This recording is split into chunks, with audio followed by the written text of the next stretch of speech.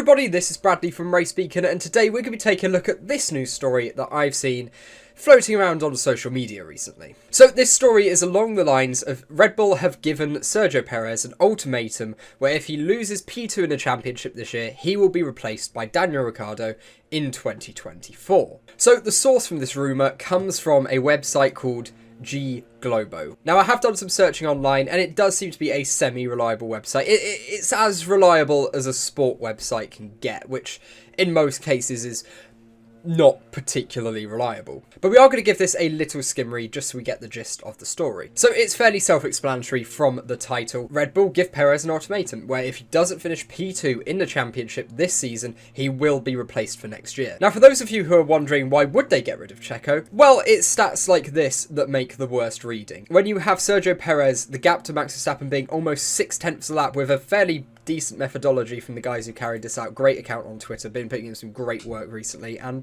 this is the sort of data that I absolutely love as a absolute database nerd. We have effectively the second biggest gap across the whole field between Max and Perez. The only gap that's bigger is between Fernando Alonso and Lance Stroll. Now, as this article states, Daniel Ricciardo is the person who is most likely to take over that Red Bull seat. And yes, that is something that I absolutely agree with, whether it be in 2024, whether it be midway through 2024, or at the start of 2025, if they can't sign Leclerc or Norris. However, this also, of course, leaves a seat vacant at AlphaTauri, and as this article says, and again, I do fully agree with this, it would be Liam Lawson that takes over that drive. And you may be wondering, but Red Bull have been so supportive of Sergio Perez throughout this season. Why would they change now? And as this section of the article suggests, there is a big power struggle at Red Bull at the moment. Obviously, after Dietrich Mateschitz dying, which was really unfortunate earlier on in the year, there has been a little bit of a power struggle. And obviously, Helmut Marko is someone who would quite like to come out on top of that. So from Helmut Marko's view, he's got to go to a board meeting and say, we are in the strongest position possible because of the consultancy work that you've got me doing, so you should keep me,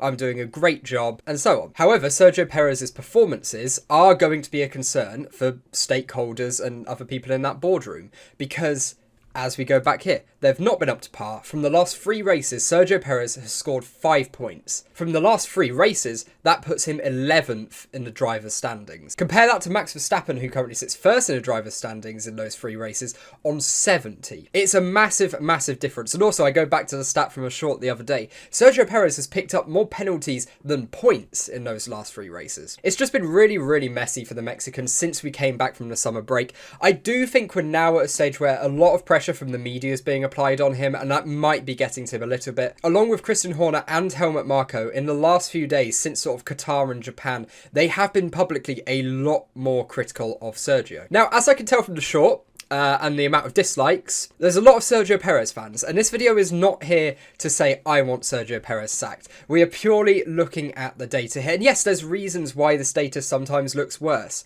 He's regularly stuck in traffic after a poor qualifying session or bad luck from the timing of his qualifying lap. It's not always his fault. I'm not here to do a character assassination on Sergio Perez, but, and I know it can be hard to admit, he's not had a great season. He hasn't. And a reply that I commonly see from Sergio Perez fans is Daniel Ricciardo's not necessarily a better option. And you know what? I kind of agree with you on that one.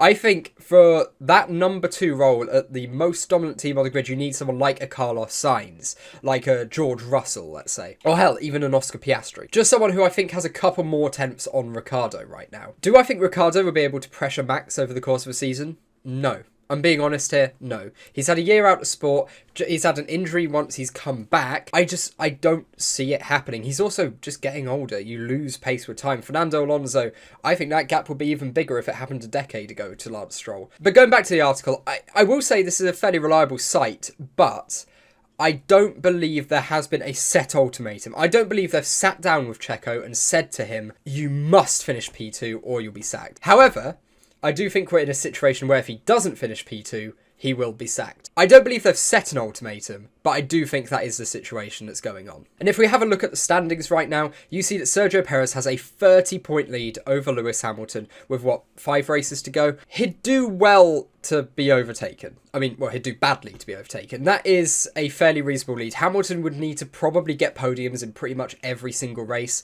and have Perez continue his really bad run of form. So I don't see that happening. I think they're pretty safe. However, where Red Bull's concerns really start is if you look at the constructors' standings from the last 3 races, you've got Ferrari in third on 70 points, Red Bull in second on 75 points, and McLaren 29 points ahead on 104 points. And that's where, if you're a stakeholder or on the board at Red Bull in this meeting, you're going, well, is that not a concern? We're leading into a new year. We're not going to be as dominant next year. You know, they've really struck gold this year. Ferrari, Mercedes both made a terrible car. McLaren, it took them so long to get up to pace. And now McLaren are the main competitors. Ferrari and Mercedes should be above McLaren. They've got more funding and they've got better facilities. They should be ahead. But what this all means is there's a lot of pressure on Sergio Perez. And yes, he has got to finish P2 this year. If he does not finish P2 in the driver's standings, they shouldn't keep him. I can't defend that. You've especially got as well with Hamilton this year, Alonso, Sainz, Leclerc, Norris, Russell, Piastri. They've all been taking points off of each other. And if we had a set first and second team, I genuinely, wholeheartedly believe that Sergio Perez will be third or fourth in the driver's standings right now. So again, Perez has got a little bit lucky there. He's going to finish this year with less than half the points of Max Verstappen. And that, when you're up against your teammate, it's not great. It's not great. But please let me know down in the comments what you would do in this situation. Do you keep Sergio Perez? Do you replace him with Daniel Ricciardo? Or do you replace him with Carlos Sainz, Lando Norris? Do you try to go in for those big deals? By the way, I don't think Carlos Sainz or Lando Norris would join Red Bull next year. I think they're both fairly happy. Maybe Carlos Sainz could be tempted. He has already been teammates with Max. If he fancies himself a go, maybe, but Lando Norris, I think, is set at McLaren for at least another 2 or 3 years. Or do you want to promote someone else from the midfield? Let's say a Liam Lawson, for example. Yuki Tsunoda, he's been at AlphaTauri for a while. Again, not the choice I'd go with, but that's not up to me. But if this is the sort of video you like, where we go through these rumours online and discuss their validity, it's a bit of a conspiracy theory hunt. It's quite fun. Then subscribe to the channel. We've got a lot more of it coming, as well as some live streams. We will be back with the live streams. I'm on my new PC now. This is our first video in 7 months. And I'm really sorry for that. We've had live streams and we've had shorts, but I've not uploaded a video for 7 months. And I'm really sorry for that. I had uni, and then sort of through summer I've just been busy. But now I'm back at uni again, not an exam period or anything, and this is the easiest content to make, where I can still give a decent level of analysis. So if you did enjoy it, please subscribe, leave a like, it just helps out so much. And most importantly, have a great day, guys. See ya.